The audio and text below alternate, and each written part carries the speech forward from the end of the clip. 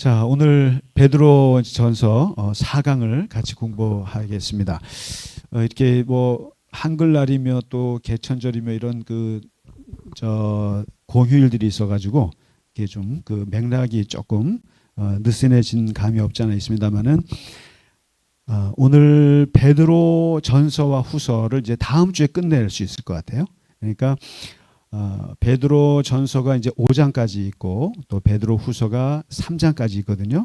근데 이 베드로 전서와 후서를 전체적으로 그 주제로 잡으면 네 가지라고 말씀드렸을 거예요. 그리스도, 도대체 하나님이 누구냐? 모든 성경 각 책들마다 중요한 것이 하나님이 누구냐? 우리가 고백하는 하나님. 그러니까 베드로 사도가 가르치는 그리스도가 누구냐? 이게 이제 가장 큰 주제고요. 그다음에 두 번째가 너희는 누구냐? 너희는 누구냐라고 했을 때 많은 얘기를 했어요. 너희는 왕 같은 제사장이고 택하신 족속이고 거룩한 나라요. 이런 얘기도 많이 했지만 제일 중요한 핵심은 나그네다. 너희는 나그네다. 그다음에 세 번째 이 베드로서의 주제가 뭐냐면 이게 박해받고 있는 나그네거든요. 박해받고 있고 또 고통받고 있는 나그네 디아스포라거든요. 해외에 흩어진 교회이기 때문에 고난이라는 게 되게 중요합니다. 고난. 그래서 우리가 받는 고난을 당연히 여기고 그리고 이 고난이 얼마나 우리에게 중요한 의미를 주는지를 얘기해 줍니다. 네. 그다음에 마지막 네 번째 주제가 뭐냐면은 종말이에요. 종말. 자, 보세요. 그럼 정리하자면 베드로서는 그리스도가 누구인가? 그리스도에 대한 주제. 그다음에 너희는 나그네라고 하는 나그네. 그것도 하나님의 택함 받은 나그네. 이 나그네라고 하는 이 은유, 이 메타포가 주는 게 굉장히 커요. 기독교인들은 나그네입니다. 그러니까 어디에 집착하지 말고 항상 떠날 준비하는 그런 나그네, 움직이는 존재. 그 다음에 고난. 그리스도인이 받는 고난, 고생, 고통을 어떻게 이길 것이냐 이 얘기. 그 다음에 마지막이 종말. 주님이 다시 오시는 거에 대한 얘기입니다. 이 네 가지가 중요한 주제인데 오늘은 네 번째 시간으로서 이제 우리가 몇 번 얘기했죠. 그리스도에 대한 설명. 다 기억 안 나시겠지만 잘. 그다음에 나그네는 기억이 나시죠? 나그네. 그다음에 이제 고난에 대해서도 말씀드렸잖아요. 고난도 하나님이 주시는 고난이 있고 자기가 자초한 고난이 있으니까 자초한 고난은 고난이라고 하지 마라. 이런 얘기. 자기가 잘못해서 매 맞는데 그럼 반성해야지. 그걸 고난이라고 이렇게 하지 마라. 이제 이런 얘기를 했잖아요. 그다음에 이제 종말은 다음 주에 할 거예요. 다음 주에 이 베드로서는 기본적으로 종말론적인 맥락이 강해요. 왜냐하면 우리는 지금 예수님 오신 지 2000년이 되니까 종말에 대한 관념이 별로 희미해졌어요. 사실은. 그런데 그 당시에 예수 믿는 그리스도인들은요. 예수님이 진짜로 자기네가 살 때 올 줄 확실히 믿었어요. 이 신약 성경이. 바울도 마찬가지예요. 그래서 그 자기들이 살 그 시대에 예수님이 바로 육체로 오실 걸로 믿었기 때문에 어쩌면 재림하실 거기 때문에 그 고난을 이길 만한 동기부여가 굉장히 강했어요. 그런데 예수님의 재림이 자꾸만 지연이 됐단 말이에요. 지연이 되니까 2000년이나 지연이 되니까 오늘 저나 여러분이나 솔직히 예수님이 내일 올 것 같으세요? 그렇게 생각 안 한단 말이에요. 그러니까 이 재림의식이 굉장히 약해진 건 사실이에요. 이제 그거는 다음 주에 이제 마지막 종강 때 베드로 후서를 다루면서 전반적인 말씀을 드리고요. 오늘은 4장과 5장을 좀 보시면 좋겠어요. 4장과 5장에 어떤 게 있냐면은 고난받는 교회가 교회 안에서 그리스도인들끼리 크리스찬들 안에서 어떻게 생활해야 되느냐, 어떻게 교인이 교인들을 대해야 되느냐, 어떻게 일반 교인들이 지도자를 대해야 되느냐? 어떻게 장로나 목회자들이 어떻게 교인들에게 해야 되느냐 하는 하나님의 이것을 양무리라고 얘기했습니다. 양무리 공동체 이거죠. 하나님의 양무리 공동체 이걸 뭐라 그럽니까? 두 자로 줄이면 하나님의 양무리 공동체를 뭐라 그래요? 이걸 교회라고 그러죠. 목장이라 그러셨었어요? 목장 이제 좀 있으면 나와요. 결국 이제 맞는 말씀이에요. 하나님의 양무리가 사실 목장이고 이 목장의 장을 목자장이라고 그랬고 그 목자장은 예수님인 거예요. 그래서 우리가 목장 모임 만들었을 때 목사가 목자장인가 아니에요. 목자장은 예수님이에요. 저는 매니저라고 그랬지 않습니까? 근데 이 하나님의 양무리 공동체를 교회라고 하는데 그럼 교회 안에서 우리는 핍박을 받고 있어요. 그다음에 주님이 재림하실 것을 기다리면서 고난을 당하고 있어요. 그런 어려운 환경 속에서 교인들끼리는 어떻게 생활해야 되느냐. 그것을 4장과 5장에서 베드로가 얘기하는데 특별히 오늘 강의는 이제 곧 장로로 장립되실 모 피택 장로님과 시무장로로 시무 권사가 되실 세 분의 모 집사님들이 필히 들으셔야 될 내용이에요. 직분자 교육이라고 할 수 있어요. 중요한 것은 교회 안에서의 어떻게 생활할 거냐. 이거를 이제 베드로 사도가 얘기하는데 4장 7절부터 나와요. 먼저 이것을 윤리라고 해요. 그러니까 교인 윤리라고 합니다. 윤리는 제가 말씀드렸잖아요. 이거 그냥 기독교 신앙은 아주 간단히 말하면 관계 신앙이에요. 기독교는 관계 신앙이에요. 관계. 하나님과 관계하는 거거든요. 혼자 돌을 닦고 수양하고 묵상하고 자기의 성격을 고치고 이것은 약간 불교, 힌두교 뭐 이런 쪽에서 좀 하는 것 같아요. 그다음에 무교를 가진 분들 중에도 자기 성찰하고 이런 건데 기독교는 자기 성찰이나 자기 발전을 어떻게 하냐면은 관계 속에서 해요. 어떻게? 하나님과의 관계. 그래서 이게 기독교 신앙은 그냥 관계라고 이해하시면 좋아요. 관계예요, 무조건. 관계인데 하나님과의 관계를 신앙이라고 그래요. 신앙 관계라고 그래요. 하나님과의 관계를 신앙 관계예요. 그러니까 하나님이 나의 하나님이고 나는 하나님을 사랑하고 이거 관계죠. 하나님을 믿고 이것도 관계예요. 하나님을 소망하고 이것도 관계예요. 경외하고 순종하고 이 모든 기독교의 좋은 말들은 다 관계적인 용어란 말이에요. 그렇지 않습니까? 그 다음에 사람과의 관계를 윤리라고 해요. 사람과의 관계.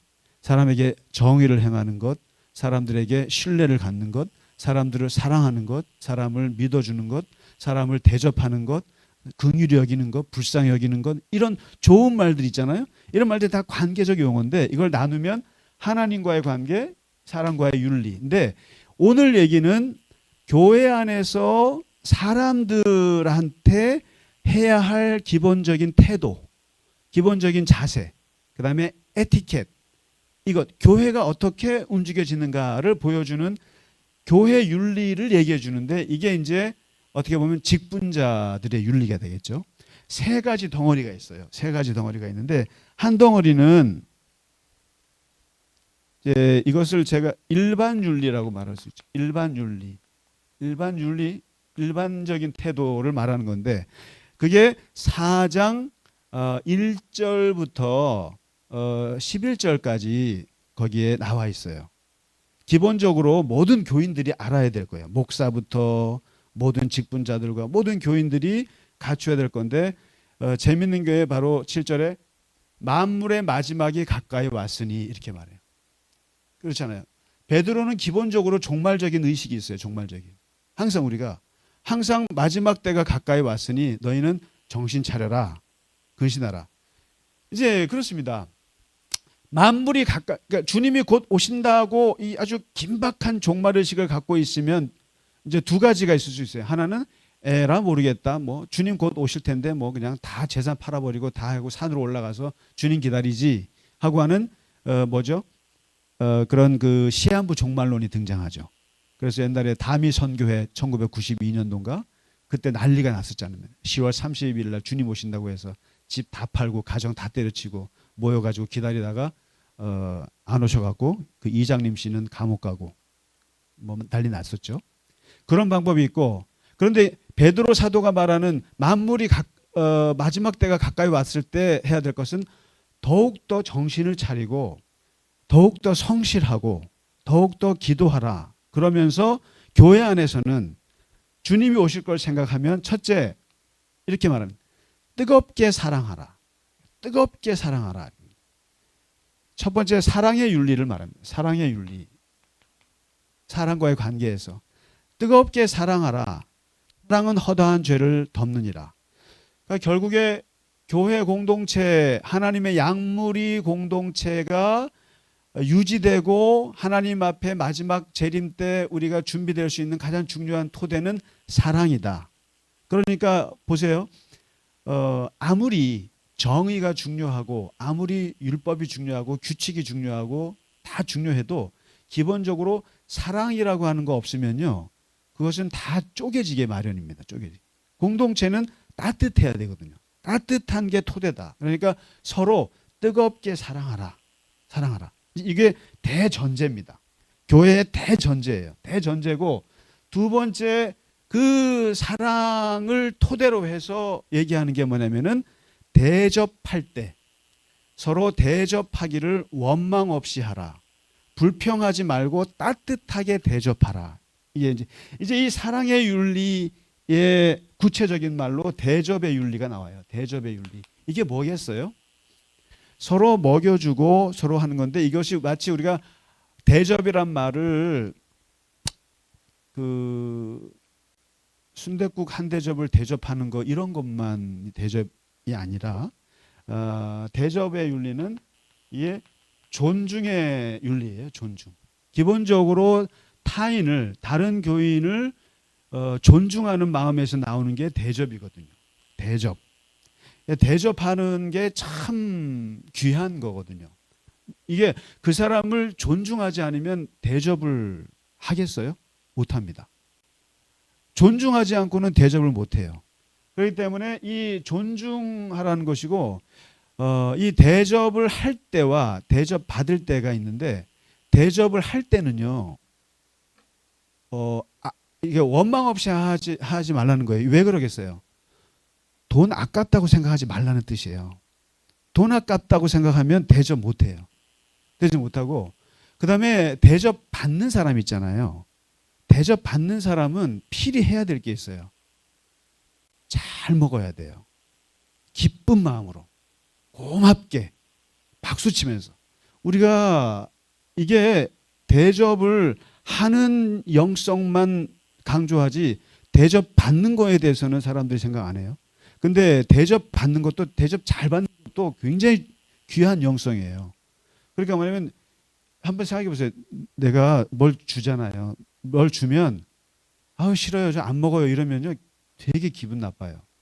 그리고 먹어도 째깍째깍 잘 안 먹고 그러면은 화가 난다고요. 근데 대접이라고 하는 것은 받는 사람도 엄청나게 즐거워하고 기뻐하고 막 감사하고 그러면요 대접하는 사람이 굉장히 기뻐요. 왜냐하면 대접하는 사람을 무한하게 해서는 안 되는 거예요. 그래서 우리 교회는 항상 애찬하시는 분들을 계속 박수 치지 않습니까? 계속 잘 먹었다고. 근데 그게 이 대접에 이게 남을 존중하는 거거든요, 이게. 그 다음에 세 번째 뭘 말해주냐면은 베드로가 봉사할 때 섬김이거든요. 봉사의 윤리를 얘기해. 봉사. 누군가를 섬겨야 되지 않습니까? 섬길 때 은사대로 하나님의 은혜를 맡은 선한 청지기 같이 봉사하라, 이렇게 얘기해요. 이게 뭐냐면 누군가를 섬긴다고 할 때 이게 은사대로 해야 된다는 거예요. 은사. 그 은사대로라고 하는 얘기는 사람마다 다르다는 얘기예요. 사람마다 봉사하는 방식이 다르다는 거예요. 그러니까 어떤 사람은 말로 잘 봉사하는 분이 있어요. 말로써 위로하고 좋게 잘 말하는 분. 이게 권사 직분을 받은 분의 가장 큰 은사여야 돼요. 그러니까 권사라고 딱 할 때는 권사라는 말 자체가 권하다는 뜻이에요. 위로하다는 뜻이에요. 이건 다시 말로써 사용하는 건데 이것은 그래서 권사님들은 말을 진짜 잘해야 돼요, 사실. 사람들한테. 그래 이런 분이 있고 어떤 분은 몸으로 잘하는 분이 있어요. 말은 못해요. 근데 이분은 청소해야 기쁘고 바닥 청소하고 우리 밥 먹을 때 서빙하고 그래 우리 김근정 장로님은 몸으로 하는 은사가 더 좋으신 것 같아요. 굉장히 저는 피택 되시고 나서도 저거 할 줄 알았는데 계속 그거 하시는데 그걸 기뻐하시는 거죠. 그러니까 은사대로. 그러니까 어떤 사람은 뭐 다양한 가르치는 은사로 근데 은사대로 하는데 문제는 선한 청지기 같이 하나님의 은혜를 맡은 선한 청지기처럼 하라는 거예요. 청지기. 이게 재밌는 말이에요. 뭐냐면 다른 청지기가 뭐예요? 주인이 있어서 시키는 것을 맡아서 하는 거거든요. 그러니까 봉사라고 하는 것은 내가 좋아서 하는 것이 아니라 하나님이 나한테 그런 성격을 주셔가지고 은사를 주셔가지고 하는데 하나님이 나에게 맡겨주신 거니까 내가 그 은혜를 이렇게 하는 거다라고 생각을 해야지. 이제 이 봉사에서 봉사할 때 이거를 내가 한다고 생각하면 100% 사고가 나요. 이게. 그래서 제가 은혜 받지 않으신 분들, 하나님의 은혜를 받지 않고 이게 하나님께서 맡기신 거라고 생각하지 않으면 절대로 봉사하지 마세요라고 하는 거예요. 왜냐하면 자기 의로 봉사하게 되니까. 그래서 이런 사람들은 왜 문제냐면은 이런 사람들은 내 의식으로 하는 분들은 뭔가 봉사에 대해서 기대를 하거든요. 기대. 어떤 기대겠어요? 어떤 기대겠어요? 사람들로부터의 인정 기대예요. 인정 욕망이에요. 그러니까 내가 맨날 밥 먹을 때 서빙을 했어요. 그리고 내가 맨날 청소했어요. 내가 맨날 교인분들 섬겼어요. 그러면 거기에 이건 내가 원래 하나님 주신 은사야. 그리고 이건 하나님이 나에게 맡겨주신 거야 라고 생각하지 않고 그런 봉사를 했을 때는 뭐가 있냐면은 뭔가 사람들이 나에게 해줄 것을 기대합니다. 그 최소한의 기대가 뭐냐면 인정이에요. 인정. 돈은 안 줘도 돼요. 목사님이 예배 때 대단한 얘기 안 해줘도 돼요. 그런데 기본적으로 사람들이 저분은 참 저거에 인정 욕구가 있어요. 그런데 베드로가 말하는 성경에서 말하는 것은 이 인정 욕구를 넘어서야 한다라는 거예요. 넘어서야 한다. 그래서 저도 이걸 많이 생각해요. 어떤 분들이 그러세요. 아유 목사님은 그렇게 주일마다 그렇게 장로님 모시러 저기 파주까지 가시고 그래서 뭐라 그러세요. 근데 참 이렇게 칭찬하시는 거죠. 어느 교회 가서도 목사가 그렇게 하루에 그렇게 운전하는 분들 없는데. 근데 그러면은 제가 어떻게 했어요? 인간적으로. 듣기 좋죠. 듣기 좋아요. 아이고 나를 칭찬해 주는구나. 근데 그거를 넘어서야 돼요. 그럴 때마다 이 칭찬은 나에게 독이 되는구나라고 생각을 해요. 저는. 제가 왜 하는지 제 스스로 제가 교인들한테 인정받으려고 그렇게 장로님 모시고 그럴까요? 아니에요. 거기에 머물면요. 교인들이 인정 안 해주면 저 안 해요. 그래서 그 봉사라고 하는 것은 깊은 신앙적 자기 토대가 없으면 하지 마시라니까요. 제가 목회자로서 깊은 철학이 있어서 그래요. 그게 있기 때문에 하는 거지. 이렇게 하면은 그래서 굉장히 위험하다. 그래서 봉사할 때는 은사대로 하고 하나님의 청지기 맡은 걸로 하라 이렇게 얘기하고 그다음에 일반적인 윤리로 네 번째가 뭐냐면은 언어 윤리가 있어요. 언어 윤리. 언어. 이게 이제 다 교인들 사이 얘기예요. 언어 말하는데 말할 때는 하나님의 말씀을 하는 것 같이 하고 봉사하려면 하나님이 공급하시는 것처럼 하라. 그러니까 말할 때는 하나님의 말씀을 하는 것 같이 하고 이거 굉장히 무거운 얘기예요. 실없는 말 하지 말라는 거죠. 그러니까 이게 지금 유머와 사람들을 이렇게 분위기를 좋게 하는 유머와 실언은 다른 거예요. 실언.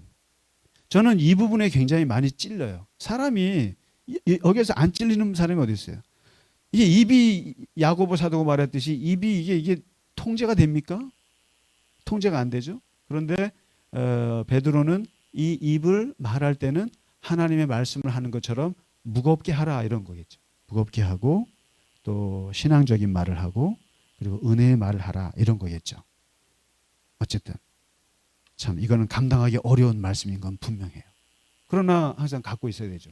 그래서 일반 교인들 안에서 교회 안에서 일반 윤리로 이 네 가지 됩니다. 사랑의 윤리, 대접의 윤리, 봉사의 윤리, 언어의 윤리 이런 네 가지 얘기를 하고 나서 그 다음에 이제 5장으로 한번 넘어가실까요? 5장은 진짜로 이게 교회 목회자, 목사들이 되는 사람들, 그다음에 교회의 중요한 지도자가 되는 분들에게 이제 직분자들이죠. 뭐 교회의 중요한 직분은 네 가지죠. 목사, 장로, 권사, 집사예요. 이 네 개의 어떻게 보면 지도자라고도 할 수 있고 교회를 섬기는 중추가 되는 분들인데 이 목회자, 하나님의 양무리를 치는 공동체의 지도자들에게 주는 세 가지 엄청나게 중요한 핵심을 얘기하는 구절이 바로 5장 1절에서 4절이에요. 이거는 목회윤리의 베드로서에서 가장 중요한, 그리고 어떻게 보면 신약 성경에서 모든 목회자가 될 때, 저희가 목회자가 될 때, 어떤 지도자가 될 때, 직분자가 될 때 꼭 강조하는 세 가지예요. 이거는 대원칙이에요. 이것을 꼭 지켜야 되는데 첫 번째가 뭐냐면 이렇게 말해요. 너희 중 장로들에게 권한다 그럽니다. 여기서 말하는 장로는 우리 심재현 장로님만 얘기하는 게 아니에요. 오늘날의 장로가 아니라 여기서 말하는 장로는 지도자를 말해요. 그러니까 여기 이제 지금 말하면 목사나 이런 거죠. 그러니까 교회의 지도자를 말합니다. 교회 지도자 전체를 가리키는 말이 장로들에게 권하는데 나도 함께 장로된 자다. 베드로도 그러잖아요. 나도 장로다. 나도 장로인데 그리고 그리스도의 고난의 증인이요 나타날 영광에 참여할 자로다. 나는 그런 사람인데 장로들에게 권하는, 나도 장로된 자로서 너희 장로들에게 얘기하는데, 목사들에게 얘기하는데, 첫째, 하나님의 양무리를 칠 때 첫째 원칙은 억지로 하지 말고 하나님의 뜻을 따라 자원하는 마음으로 하라. 이게 첫 번째 얘기인데, 그러니까 동기예요. 하나님의 양무리를 친다고 했을 때, 교회 교인들을 섬긴다고 했을 때 기본적인 동기를 어떻게 가질 거냐? 억지가 아니라 자원이다. 너는 쉽게 말하면 이거는 징집병이 아니라, 징집병이 뭡니까? 억지로 끌려가는 군인들이죠. 지원병이다 이거죠. 지원병 같은 거다. 내가 좋아서 해야 되는 것이다. 그리고 영어로 말하면 must가 아니라 will이라는 거예요. will. 그러니까 억지로 한다는 것은 의무감에서 하는 거예요. 이게 의무감에서. 물론 모세 같은 사람 억지로 불러내셨어요. 하나님께서. 그리고 예레미야 같은 사람 하나님이 억지로 불러냈어요. 안 가겠다는 애를. 애라고 하면 안 되지. 안 가겠다고 하는 선지자를 억지로 불러냈어요. 구레네 시몬이 십자가 구경하러 왔다가 억지로 끌려가서 십자가를 졌어요. 이게 하나님의 부르심의 특징이기도 해요. 그러나 억지로 불렸던, 끌려 나왔던, 자원에서 나왔던 하나님의 일을 맡게 되면 억지로 해서는 안 된다라는 거예요. 억지로 해서는 안 되고 아주 자원하는 마음으로, 이게 뭐냐면 기쁜 마음, 이게 자원하는 스스로. 그래서 교회에서 어떤 일을 맡은 분들은 사실 그래서 아까 그랬잖아요. 내가 어떤 일을 맡아서 한 것에 대해서 의무감을 가지고 공무원처럼 해서는 안 된다는 거예요. 이게 돈 받고 무슨 뭐 딱딱 아니라 그냥 기쁜 마음으로 해요. 이게 왜 좋으냐면은 기쁜 마음으로 해서 안 할 때도 기쁜 마음으로 그만둘 수 있어요. 그래서 교회는 제가 볼 때 세상에서 가장 독특한 공동체예요. 가장 독특한 공동체고 아주 이상한, 그러니까 모두가 다 자원하는 마음으로 자기의 의지를 따라서 기쁜 마음으로 일단은 그 일을 나서는 거예요. 그러니까 거기에는 강제가 없어요. 그리고 거기는 뭐 없어요. 그러니까 이제 일단 기본적인 동기는 이렇다라는 거예요. 자원하는 마음으로 해야 된다. 억지로 하면 안 된다. 그 얘기를 하고 두 번째 동기예요. 이것도 어떤 마음으로 할 거냐 할 때 더러운 이득이라고 말해요. 더러운 이익을 위해서 하지 말고 기쁜 마음으로 하라. 기쁜 마음 이렇게 말합니다. 기쁜 마음으로 하라. 이게 뭐겠어요? 그러니까 여기 영어로 보면 greedy for money. 그러니까 greedy for money. greed가 탐욕이지 않습니까? 돈에 대한 탐욕. 이 말을 어떻게 교회에다가 지금 베드로가 적용을 한 거예요. 이 돈에 대한 탐욕은 어디서 많이 볼 수 있는 겁니까? 일반 세상에서 돈 벌고 사업하는 사람들이 갖고 있는 기본적인 마음이 greed for money죠. 돈에 대한 탐욕, 욕심 이거거든요. 그런데 이것을 교회에서도 이런 마음을 가지고 있는 교인들이 있더라는 거예요. 베드로가 볼 때. 그러니까 이게 근데 이제 베드로가 이런 얘기를 했습니다마는 저도 많이 봤어요. 교회 안에서. 왜냐하면 교회처럼 좋은 어장이 없어요. 사업하는 사람들. 교회처럼 좋은 인력 풀이 많은 데가 없어요. 그러니까 여러분 그러잖아요. 뭐 어느 교회에 가면은 대통령 된다. 뭐 어느 교회 가면은 저는요 깜짝 놀랐던 게 저희는 성결교회 서울신학대학입니다만은 어느 모 교회가 모든 그 교수들이 모여 있는 교회가 있어요. 그래서 그런 말이 있더라고요. 저 대학 교수가 되려면 저 교회를 나가야 된다. 저도 한번 가봤어요. 갔더니 저를 가르쳤던 교수님들이 그거 다 있어요. 이게 뭐겠어요? 거기에 담임 목사와 거기에 목사님은 학교 이사장님이시고 다 연결돼 있어요. 그러니까 여기로 들어오면 이 교회에서 신앙생활하면 교수들은 다 잘 풀려요. 그러니까 이게 뭐냐면 이게 그분들이 그 교회를 갈 때 그 교수님들이 교회 갈 때 그 교회 출석을 무슨 목적으로 가겠어요? 더러운 이익이죠, 이게. 이런 게 더러운 이익을 가지고 교회를 가는 거예요. 그러니까 그 교회 가면 뭐 내가 참 이득을 볼 사람이 많은 거죠. 그러면 그런 거죠. 그러니까 다들 큰 교회에 가서 그런 어장을 만들죠. 참 교수들도 보니까 그것도 다 신학 교수들이에요. 그요. 이거 얘기하면 아마 제가 잘릴지도 모르겠어요. 근데 아무튼 이 더러운 이익을 가지 말고 그냥 기쁜 마음으로 하라. 이게 순수해요, 순수. 그러니까 이 세 가지 대원칙 중에서 베드로가 두 가지를 무려 동기를 얘기한 이유가 뭐겠어요? 교회는 누구보다도 순수해야 돼요. 순수한 동기로 모든 것을 해야 돼요. 순수한 동기. 이게 빠지면 이상해져요. 교회가. 이상하게 가요. 분란이 생기고 문제가 생겨요. 그 다음에 이 두 가지 얘기하고 가장 중요한 한 가지를 얘기하는데 세 번째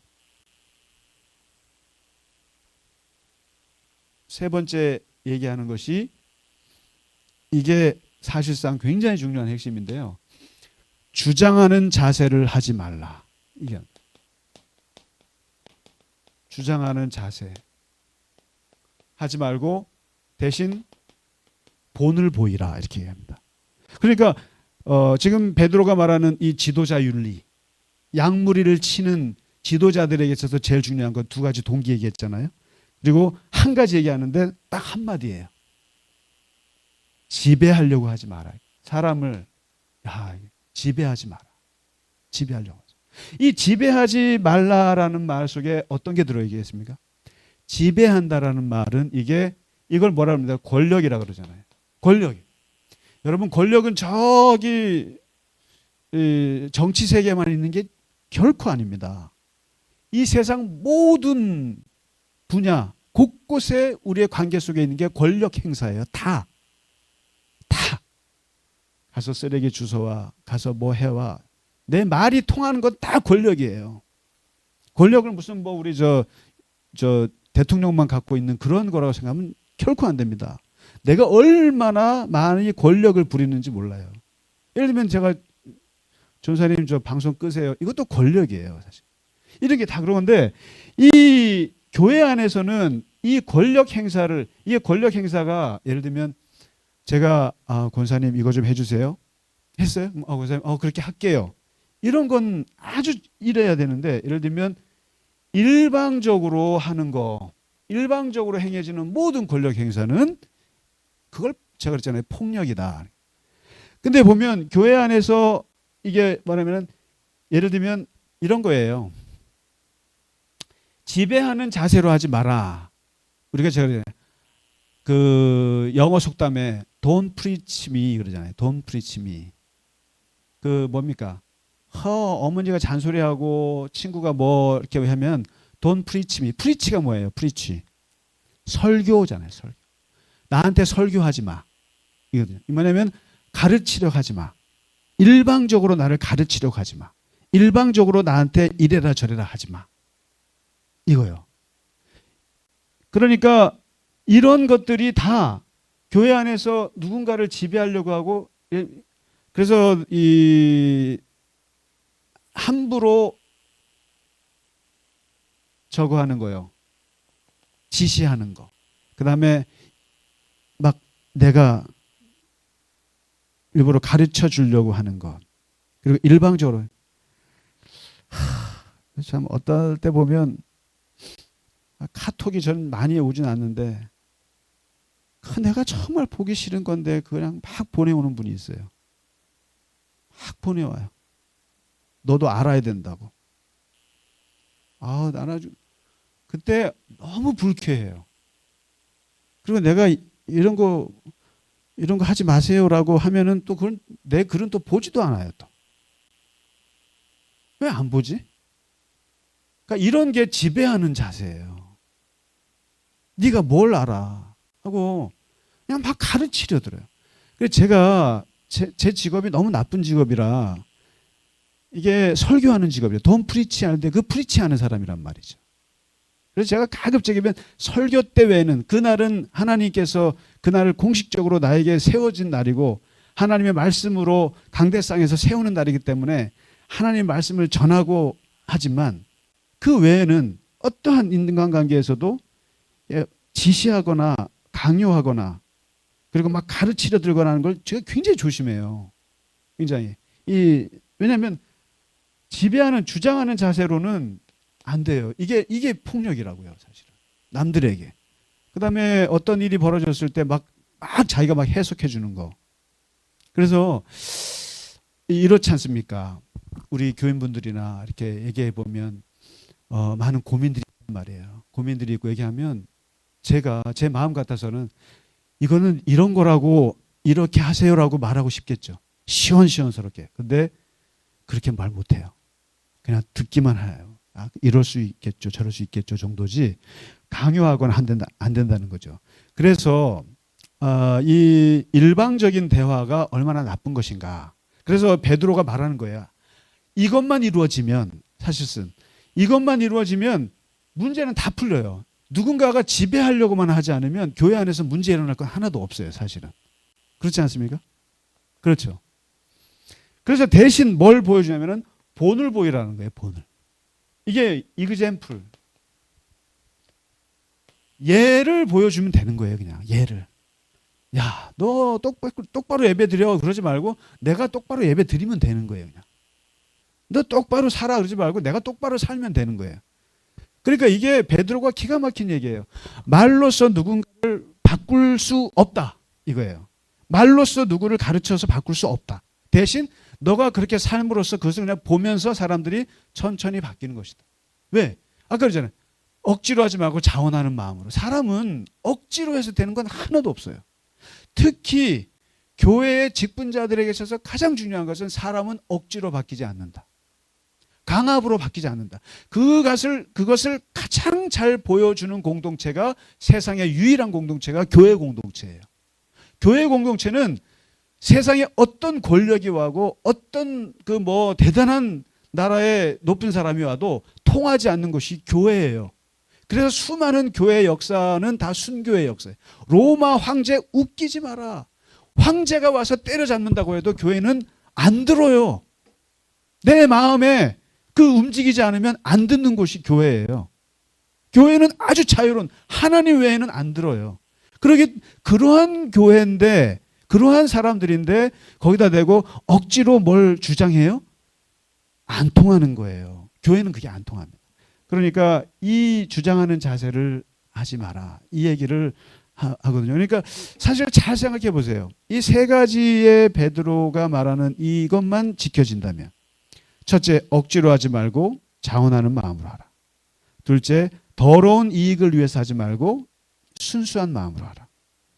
그리고 주장하는 자세, 지배하려 하지 말고 본이 되어라. 이렇게만 되면 그 교회는 아무 문제가 없죠.